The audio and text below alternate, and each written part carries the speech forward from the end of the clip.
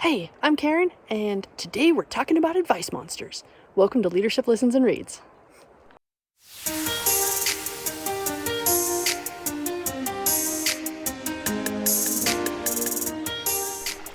All right, so advice monsters. You know what I'm talking about? It's that little voice in your head that as soon as someone starts asking you a question or telling you about a problem, that voice is pinging you like you know the answer to this. Tell them what to do. You've got the best idea on how they can fix this problem.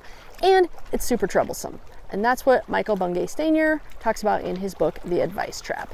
So the point isn't that we should never give advice. The point is that there's a lot of opportunity for us to stay curious longer before we go into that mode. And there are a lot of challenges, at least for me, around advice giving. It's something I've struggled with, continuing to get better at pushing off as I've developed in my own leadership and personal and professional development. Because for me, many years early on in my career and in school, I was really rewarded for knowing the answer, right? Being right is rewarded a lot in our society, especially when we're young or when we're in school or when we're early in our careers. So I got really used to saying, man, I should know the answer. I should be able to give the answer. And if I want my voice heard at the table, I need to have answers, and I need to be able to tell everyone why my answer is the best answer. And while that does have a place that serves us, as we grow in our leadership and as we're working to help others grow, that really holds them back and holds us back. And here are a few reasons why that's true. So we very often, when people come to us to start telling us about a problem or start telling us about something, we jump to solutioning the wrong problem.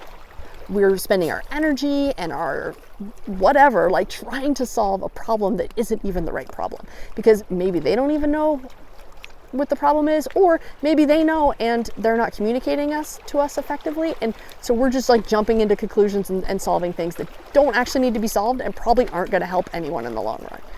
So taking that time to ask questions, to be curious, to help that person figure out, are they really solving the right problem or addressing the right issue? And once that's determined, what ideas do they have? Because chances are, if they're in the middle of it, they have some pretty good ideas on how that can be solved. Doesn't mean we can't also share our ideas along the way, but it's important to make space for other people to bring their ideas. And the big reason for that, there's a couple actually. One is us having the solutions all the time is very disempowering. I mean, if we're the only go-to and people who work for us or work with us learn that they have to come to us for everything, that is very disempowering for them, and it creates extra work for us. I don't know about you, but I have yet to have a job where I needed to also do someone else's work on top of my own work. I generally have plenty of my own going on. So it's really important that we are taking the time and making the space to help people work on their own problems. Because if we want them to step into their accountability and responsibility, we have to create that space for them. I think often I hear leaders talk about my people are incapable of making decisions. My people can't solve problems. That is a situation that we have created by being the expert, by being the go-to, by making people come to us to have their problems solved. So we can create a different world for ourselves and for our people.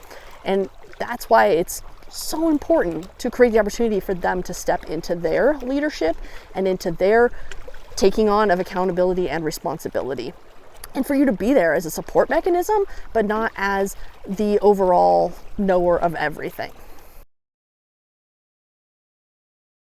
And what I really like about Michael's work is that his books are always set up in a really usable fashion. They're quick and easy reads. They're something you could read in 1 or 2 evenings, but spend the rest of your life trying to learn how to effectively apply. So I think he does a nice job of presenting with information, kind of outlining problems, how to recognize those traps. So how to recognize when we're falling into advice mode, and then how to once we recognize it, make a different choice to do something different.